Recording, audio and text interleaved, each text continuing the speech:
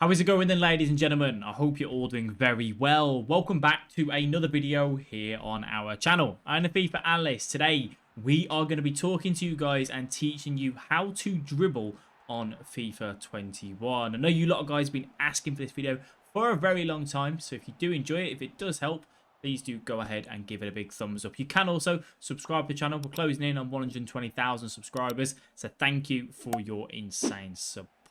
So, dribbling on FIFA 21. We're going to go ahead, first of all, in a second, and jump into the arena and talk to you about the different types of dribbling that you can do, and then actually look at in-game examples on how you can implement and how you can be a better dribbler on FIFA 21. So, first of all, let's go into the arena. So then, as you can see, we are in the practice arena. We've got the controller down below for you as well, so you can get an understanding of what we're using when we are going ahead and dribbling. Now, first of all, the big question is, what do I use to dribble predominantly? Right, left stick dribbling, which is where you just dribble with the left stick, as you can see here, has been killed a little bit this year. It's nowhere near as good as it used to be, which is a little bit of a shame.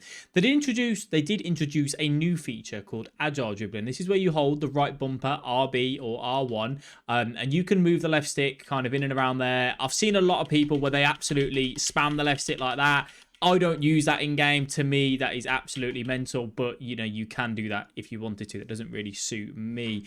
You have got a few other little dribbling that you can do. You can hold L2 and R2, the two back bumper buttons, and that'll just kind of keep the ball really, really nice and close to you as well. Not really a feature that I use too often, but you can use that if you wanted to. And then the other dribbling is where you hold LB, L1, and you essentially do what's called like the strafe or crab dribble. As you can see, just holding that LB, that L1 button, and that will just keep the ball nice and close, and you'll always kind of keep, you know, your back like we are here, constantly going back. So if I turn like that, I'm always going to turn back that way. But when you hold that LB button, that L1 button, you won't turn, you'll carry on backing off there. That works really well actually. When you say pick the ball up to your striker, you face up the defender, and then you want to wait for like a run from the centre attacking mid, you can use that LB to kind of backtrack, but keep facing the way, you know, towards the goal. So for me, as I said, I will use the left stick most of the time. Now, the first mistake that you'll notice from people when it comes to dribbling is they hold the sprint button all the time, right? So they hold that R2, and what that does is obviously take a big touch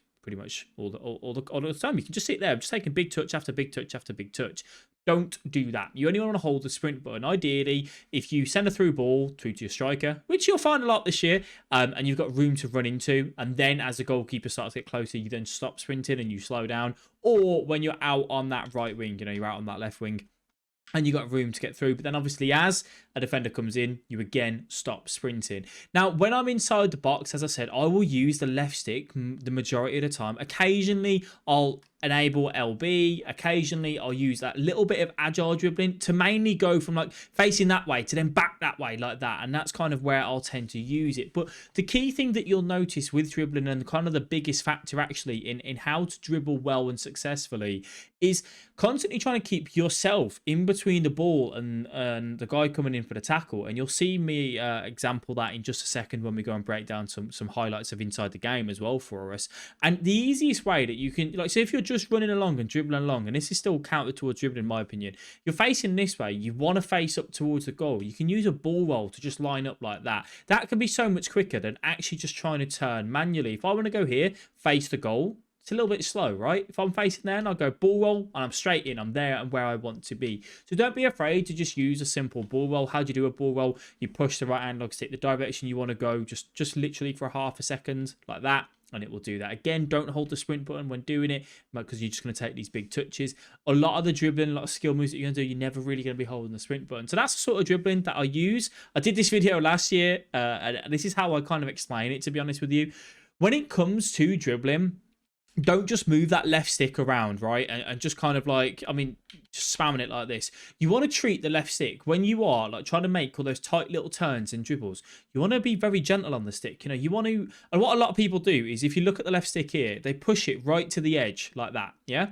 And that makes your movements big and more exaggerated. When you don't and you keep it a little bit more in the middle, you keep the ball a little bit closer, you turn a little bit quicker. You can just see I'm not moving it to the very edge.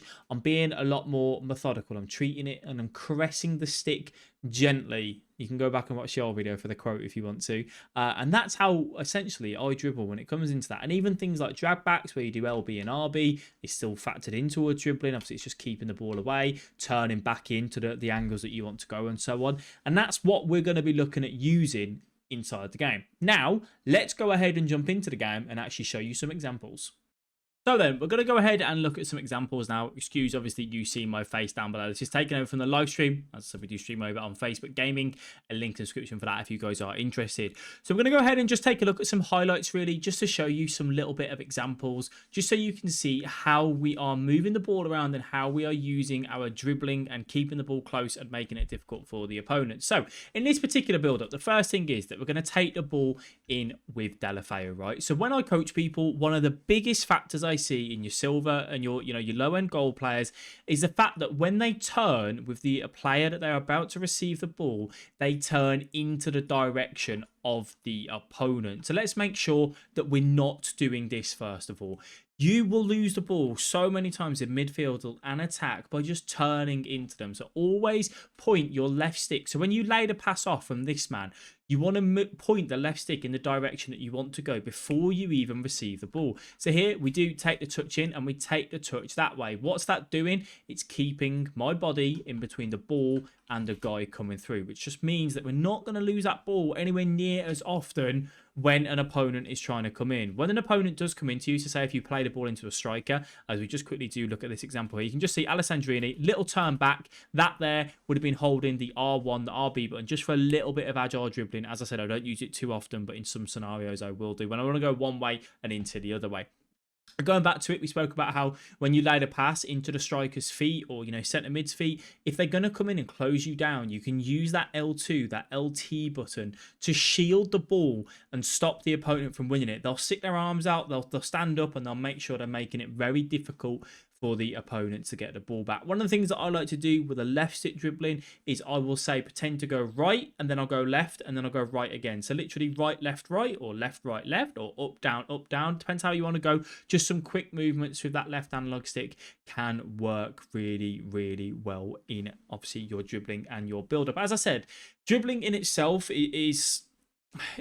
It is obviously a skill, I suppose. One of the best persons that I've ever seen dribble on FIFA, and the way he does it is Kurt. Kurt's absolutely phenomenal with the way that he does manage to keep the ball at his feet and make it so difficult for you to kind of, take the ball off him. Unfortunately, this year, that as I said, that the left stick dribbling is nowhere near as strong, but the agile dribbling can be used in certain scenarios. It's something I probably do need to use a little bit more in my game, but it isn't something that I use as often as I should. But that's where you want to kind of bring in, your ball rolls, your fake shots, your shielding, your drag backs, because you're constantly keeping the opponent away from the ball, juking the opponent out and making it very difficult for them to go ahead and take the ball off you.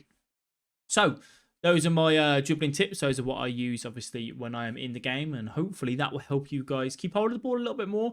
Keep, obviously, chopping and turning, making it difficult for the opponent to read you. When you are defending against a very good dribbler, my honest advice for you, really, is to don't try and commit into them, because that's what they want you to do, because they'll commit into you and then they'll do a quick scoop turn or they'll do a quick turn to just juke past you. Keep yourself goal side at all times. Wait for them to take a big touch with sprint or a skill move, and then you want to go and step in and take the ball off them. But as long as you keep yourself goal side and you predominantly stay obviously in that particular area, you'll probably more than likely be okay. If you enjoyed this video, please do give it a big thumbs up. I do want to thank you all very much for watching. As I said, your support has been greatly appreciated recently. Thank you very much for that. And I'll catch you guys in the next video. You can just see here, by the way, as we come into this one, the fake shot first time, just to juke the opponent. And then as we think he thinks we're going to go forward, we use a drag back. That's still dribbling, even though it's not just with the left stick. We're using obviously any other features that we can to take the ball past the opponent. Anyway, thank you all very much for watching. I do appreciate it. You guys look after yourselves, and I will speak to you all in the next video.